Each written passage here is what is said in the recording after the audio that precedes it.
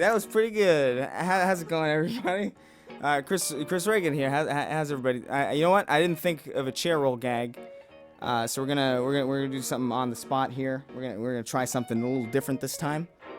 Hey, everybody! Welcome to the channel.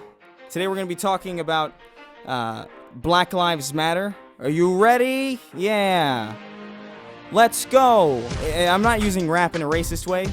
I know it's probably gonna get a lot of that, but it's a good song, so don't read too deep into it. It's not that bad. Here we go. This is 10% chairs, 50% zooms, 15% horrible audio in my room, 5% snark, 50% jokes, and 100% reason to subscribe to this channel. Oh, this is my job. 100% proof of the absence of God. We're gonna stop.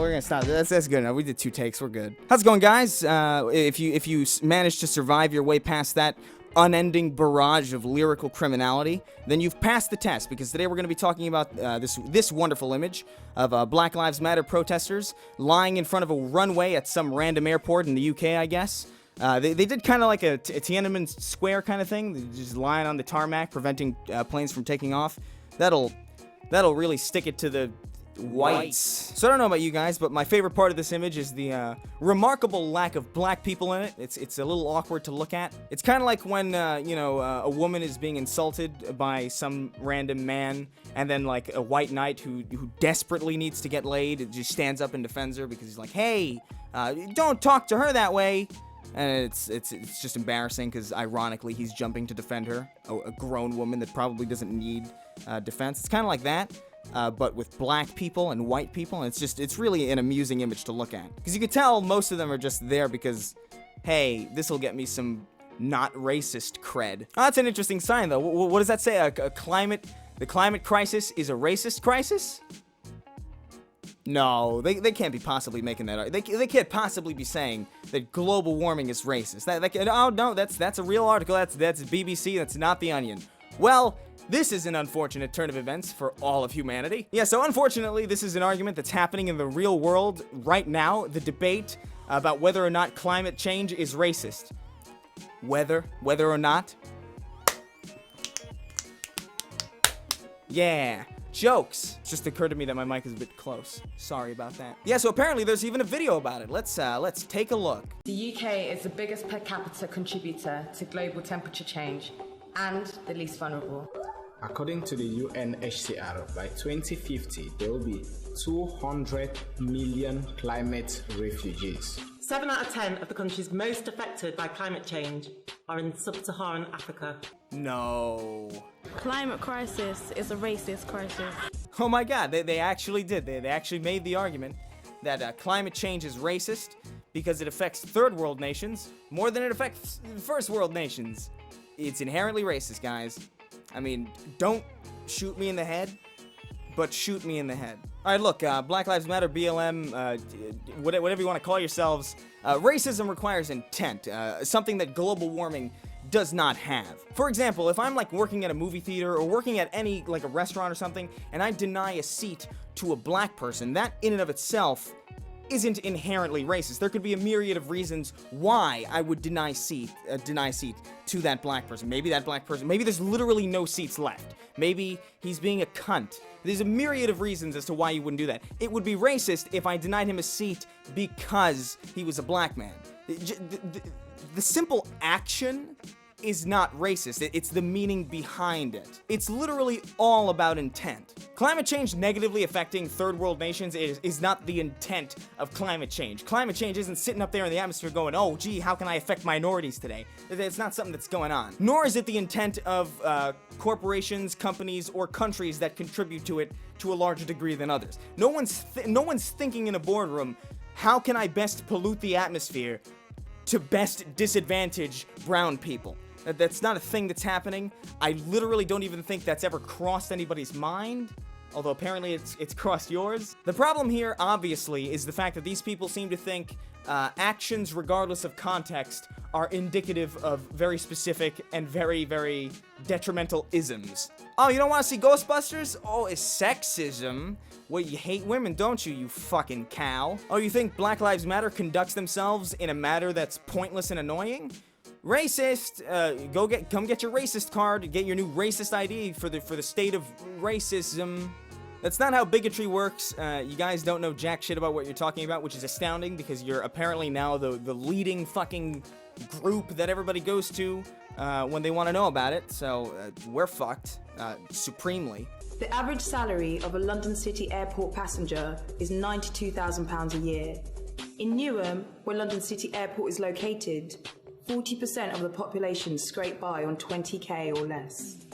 Airports, power plants, and the busiest of roads in the West tend to be in the most disadvantaged working class areas, where a disproportionate number of black and brown communities live. Okay, so the grievance here seems to be that places like power plants and airports are located closer to poor communities and farther from rich communities, and that pollutes the air around poor communities, and poor communities tend to be mostly minority, therefore pollution is racist. See, the issue here is I could see this argument working the exact opposite way if it was the exact opposite scenario. Like, let's say if an airport was located in like a really rich suburban area in upstate New York instead of in New York City, where most of the population of New York even is. I could see people being like, oh, well, you know, we live in the lower income areas of New York City. How are we supposed to get anywhere? They have a monopoly on air travel. We have to commute an hour and a half upstate just to get on a plane. That's against poor people. That's racist because it disadvantages poor minority families by denying them ease of access to air travel. I could see that argument being made just as easily. This argument is just, it's dumb. It's a dumb argument. What I just said to you right now is a dumb argument, but it's the same one, just in reverse. So if my argument is dumb, therefore the other one is also. This is just basic maths. You ever went to college? Come get your degree at Chris Reagan University. Fuck you. Environmental racism means that black people in Britain are 28% more likely to be exposed to air pollution than their white counterparts. So if that's the case, isn't it racism then that the sun negatively affects white people more than black people? I mean, and black people get skin cancer probably way less than white people, right? Because of the melanin in their skin and shit. White skin is sensitive to the sun, causes more cancer in white people, therefore the sun is racist. And also, so is the ozone. The ozone's not getting out of this either. Ozone's got a lot of racial tendencies as well. This is ridiculous. If you apply this line of reasoning to anything else, it falls apart. It just crumbles to the ground, like Stephen Hawking on skis. Just it falls right to the ground, no support whatsoever. It's a dumb argument. Stop making it. Go away. Get out of here. Stay out. Stay off my lawn. Leave. Climate crisis is a racist crisis. The London City Airport expansion cannot go ahead because it would further decrease the quality of life for poor black people in this country. It cannot be left unchallenged. Wait, this is about an airport expansion? I thought this was what? I thought this was about climate change.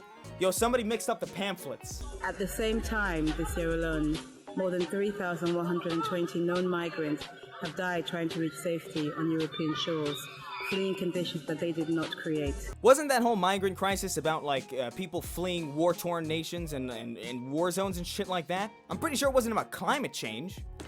Am I missing something here? I'm missing something, right? Because this is a myriad of different issues that are being forced together that just don't belong, like Swedish fish Oreos. If they can't fly, then the rich won't either. That's a tad ominous. Climate crisis is a racist crisis. Shut it down. And that's where the video ends. I guess that was a persuasive enough argument to get people on board. Except no, it wasn't. That video's got more dislikes than any video I've ever seen. That's like rivaling Ghostbusters. And the one I looked at earlier was actually taken down. I had to download a different version of it that, again, has the same dislike ratio. It's a stupid argument.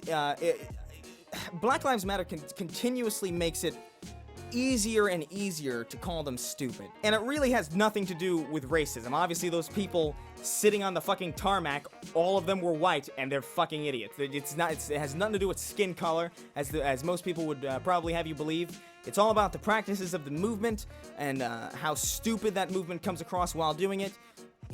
Protesting an airport expansion, fair enough, right? But when you try to make it racist, when you try to make it a racial issue, it falls apart. It doesn't make any sense. If you're gonna protest an airport expansion, I don't know, do something else. Don't tie it to something that has nothing. That would be like me protesting Burger King as a feminist because they kill mostly female chickens. It doesn't make any sense. It's a super long stretch to make that confined to your whole ideology. Today's episode is brought to you by technical difficulties because the camera shut off multiple times. That's a lot of fun. If you want some social media, go into the description and look at that. Also, I have a second channel where I post garbage. If you want to see that garbage, you can subscribe to that second channel. I won't tell you what it is though. You're gonna have to find it yourself. I'm not gonna be your chauffeur. I'm not gonna drive you around YouTube town, showing you the ropes, showing you the sweet tourist locations. You gotta find out yourself. Be a detective. Be an independent woman who don't need no man. Hey everybody, Chris Reagan here. I'm curled up in the corner of my room because I'm sad. I'm sad because I've been violated by my lack of a cool shirt. If only I had a cool shirt to not be violated by. Do you have anything for me? Oh boy, do I. Oh, that was terrible. Say that again, cunt. Oh boy, oh boy, do I. Let me try this again. Oh, hey everybody! Chris Reagan here. I'm curled up in the corner of my room because I've been violated by expensive shirts.